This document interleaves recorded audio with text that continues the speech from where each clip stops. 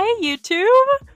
I'm Gemma and welcome to my brand new booktube account. I've been on TikTok for a little over 2 months, almost 3 months now, and I just joined Instagram at the beginning of December, and since TikTok is going away, I thought I would come on here to share more of my yaps about books, just in case. I thought a fun first video to do would be a mid-month check-in for the month of January. So these are all the books that I've read so far in January. I'm going a little bit feral this month. I don't quite know why, but I'm not complaining about it. I've read 11 books so far this month, and I am in the middle of one, but these are all the completed ones. I'm a huge literary fiction girly. That's always been my favorite genre, but I've recently gotten into some more genre fiction. So I've always been a thriller girl, but I've read a lot more romance and fantasy since joining Book Talk, and I've had so much fun with it.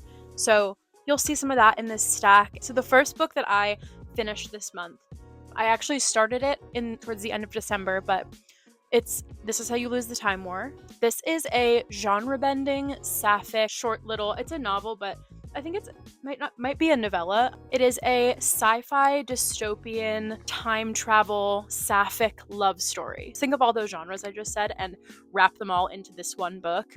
It was so cool. The most notable thing about this book is how gorgeously it's written. The prose is just excellent. Some of the best lines and musings I've read about the state of the world, the futileness of war. I thought it was a very apropos first read for 2025 as well. And it's about two opposing agents in this time war, red and blue, and they start leaving notes for each other across different dimensions, and slowly those notes begin to take a more romantic turn. It's so interesting. I really don't know how I would categorize this. I have it on my fantasy shelf, but it could easily fit on a romance shelf, on a lit fic shelf. I rated this 4 stars. It is docked a star only because the first half of this, I really did not know what was going on. I was enjoying it, and I was reading the letters, and I was enjoying the romance, but I had no idea what this world meant in any way. But then once I read to the end and I got to the wrap-up, I was very satisfied with that, but I think I just spent a little too long confused to give it a full 5. But it's so gorgeously written, I would totally recommend this book. It is very unique. There is nothing like this that I've read. Next we have Like Mother, Like Daughter by Kimberly McCreight. This is a thriller family drama about a mom and a daughter. The mom goes missing, the daughter and her kind of have a fraught relationship, and the daughter sort of puts that aside to try and find out what happened to her mother. It was okay. I gave this 3 stars. I finished it, I wanted to know what happened, and that was what was propelling me forward. The plot was pretty interesting, but there was nothing remarkable about this that made me think oh, this is such an interesting thriller, or this is so well written, or anything like that. I thought it was very well plotted, but it just didn't leave much of an impact on me. But I did enjoy it. I finished it. I gave it 3 stars. Pretty middle of the road thriller, but it was entertaining for sure. Then I read Powerless by Elsie Silver. I am buddy reading these books, the Chestnut Springs books, with my girlfriend. I'm doing a series on TikTok called Two Lesbians Review Straight Spicy Romance, and maybe I'll move that over here if TikTok gets banned, but we both really enjoyed this one. This was my favorite in the series so far. It follows Sloane and Jasper. Jasper is the Eaton brothers' more or less adopted brother, and Sloane is the Eaton family cousin. And it is childhood friends to lovers. And I loved Jasper. I love a traumatized man. This book was so lovely, and I also thought it was the best written Elsie Silver book. The writing quality just keeps getting better and better with each of these, and I just loved this. It was so silly, fun, goofy, no complaints. Oh, next, this is a 6-star read for me. This is They're Going to Love You by Meg Howry. This book, as you can see, I tabbed it up. I annotated so much. This is a gorgeous literary fiction novel about a girl named Carlisle, and she grew up in a family of dancers.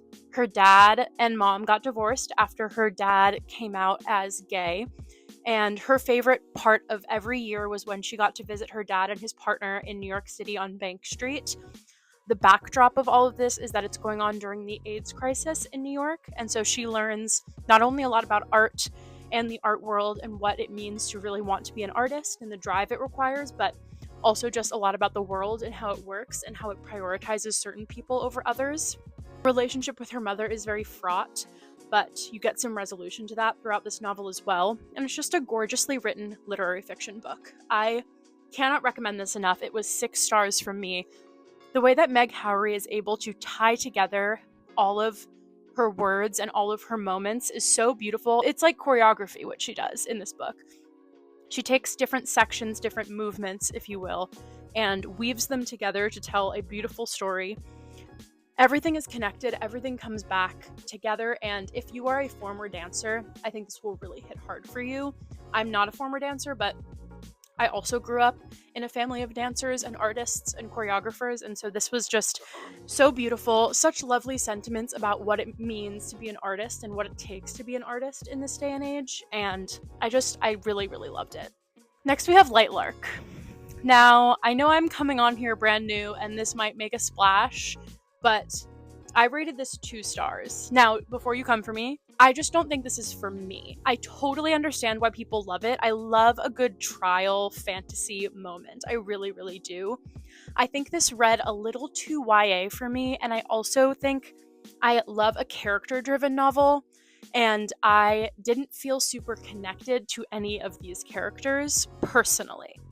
I totally understand the appeal of these books. I will not be continuing this series, but it just didn't connect for me. It didn't hit for me, although I was very entertained. I wanted to keep reading. I finished it. I listened to some of it on audio, but I did finish it. And I will say reading it on audio was a really fun experience, but I really wish I liked this more. It could have been such a fun little fantasy moment for me. I just really was not super connected to it. I did do a buddy read with this, though, and that was very fun. But I just don't think this is for me. Then I read A Court of Frost and Starlight. This is the book that I'm on in the series. I just started my ACOTAR journey towards the end of last year.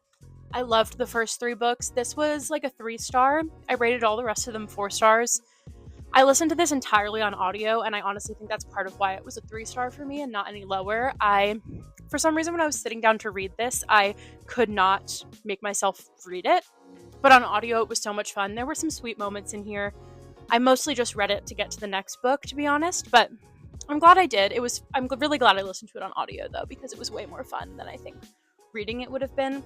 This is my audiobook month. I'm really into it right now. Next, I read A Touch of Jen by Beth Morgan. This is another sort of genre-bending novel. It's part literary fiction, part psychological horror, part supernatural horror.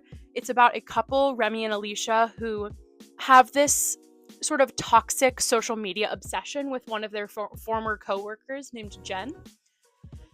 And it sort of bleeds into their whole relationship. Their whole relationship is about talking about Jen, trying to pretend to be her, and then it all sort of comes to a head when they run into Jen in real life, and she invites them on a surf trip, and they accept, and they sort of realize there that she's like a real person and not the person from their fantasies. And then it takes a turn, which I will not tell you about, but you will not expect where this book goes. It was so cool. I gave this 4 stars. I think I definitely recommend this if you really like a weird novel. I think it's for fans of Mona Awad, Melissa Broder, all of those sort of weird girl litfic authors. This book does not have a firm foot in reality, and I like it that way because who likes reality anyway? But this book was such a trip, and yeah, I'm just looking at the quotes on the front. One of them just says low-key freaky, and I'm like, yeah, that's exactly what it is. Also, I will say, I'm a huge Carmen Maria Machado fan, and her quote is the first one on the inside of this book, and I think that's also really telling if you like Carmen Maria Machado as an author, especially her short story collection, Her Body and Other Parties, and the way that that sort of plays with the boundary between reality and fantasy, supernatural type stuff. This was really, really cool and weird, and if you're into that, I think you would be into this. Speaking of cool and weird, we have We Could Be Rats by Emily Austen. This book comes out on January 28th. I was lucky enough to receive this Book of the Month copy a few weeks early, and this woman will forever be one of my favorite authors for real. Like, She just knows how to tug at those heartstrings of the mentally ill girlies. This book is about two sisters who are opposites, but you sort of learn throughout the book that they are less opposite than they think they are. This is a literary fiction for mentally ill, weird girlies, for sure. It sort of just muses on what happens to our imaginations when we grow up, and the fact that sometimes the best thing to do is not let go of that imagination, no matter how much society tells you that you should. This is such a beautiful novel. It's 5 stars from me, as all of her other books are. Actually, I think one of hers is 4 stars, but still, like, this woman has a high batting average from me. And I will pick up anything she writes. I'm mailing her my therapy bill. She is incredible. Incredible, incredible. If you take one thing away from this video, read Emily Austen's books. And then I got into a bit of a thriller mood these last couple of days, as you can see. So I read The Last Time I Lied by Riley Sager. This is my 4th of his books, and I enjoyed this one. I gave it 4 stars. It was a creepy summer camp disappearance, sort of like Friday the 13th meets Pretty Little Liars. I think that's a pretty good equation for this book. It's about a girl named Emma who stays with a group of older campers one summer 15 years ago. At summer camp, they all disappear, and 15 years later, she is an artist. She paints these missing girls into all of her paintings, and suddenly the camp owner decides to reopen the camp and wants her to come teach art to the children. And then some sinister things start to be revealed about maybe why they asked her to come back. This was very compelling. I love some teenage girls with some secrets. Pretty Little Liars was like my comfort show growing up, which is kind of suspicious because that is not a comforting show at all. Maybe that's why it turned out this way, but this book is really, really, really fun. 4 stars. I love a Riley Sager thriller. You always get some really good atmospheric, creepy vibes, and I thought the plot twist was really cool the last couple of pages in this book. It was mostly atmospheric creepiness until the end, and then the very end I was like, what's going on? So this was cool. I recommend this if you like a good summer camp, like campfire horror story type vibe. This was really fun. And then finally, I read the first book in the Good Girls Guide to Murder series last year in like early December. And this week, literally, this was my my reading for this week. I read the rest of them. So I read Good Girl, Bad Blood, which is about Pip trying to solve the disappearance of one of her friend's brothers. And I gave this 4 stars. Really fun. Ate it up as I did the first one. Then As Good as Dead. Now this one is interesting. I gave this 5 stars. This should not be categorized as a YA book. It is way too dark. First of all, Pip is addicted to pills. Second of all, there's like a whole serial killer thing going on.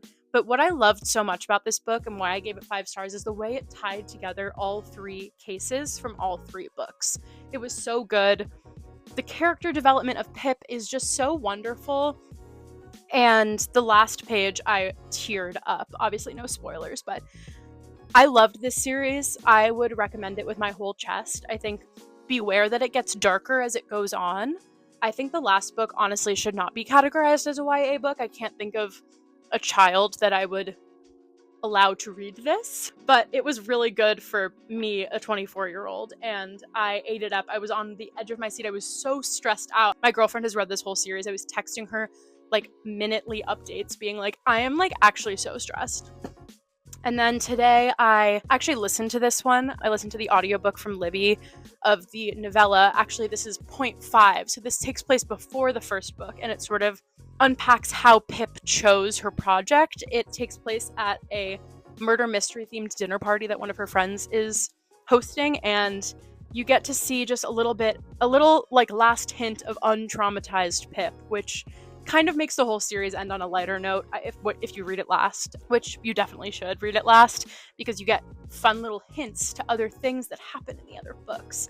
But it's a nice breather from the trauma that is this book. But yeah, this was super fun. You just get to see little Detective Pip solving a mystery that is not real and has no stakes, and you get a little bit of a hint into the reasoning as to why she chose her project in the first book. This has been a crazy reading month so far, you guys. Like, really, really crazy. And I can't wait to keep sharing this little journey with you. Let me know what kinds of videos you want to see. I know I definitely want to do like a read with me for a week type vlog. I think some vlogs would be fun. Maybe I'll do some TBR videos. This is my little cart back here. And maybe I'll do some like monthly TBRs with you guys. I don't know. I'm excited to see what happens. And I hope that you guys have as much fun as I do filming these types of videos, because I just love to yap about my books. I really do. And I hope you guys like watching. Welcome to my brand new YouTube channel, and I hope to see you guys in the next one.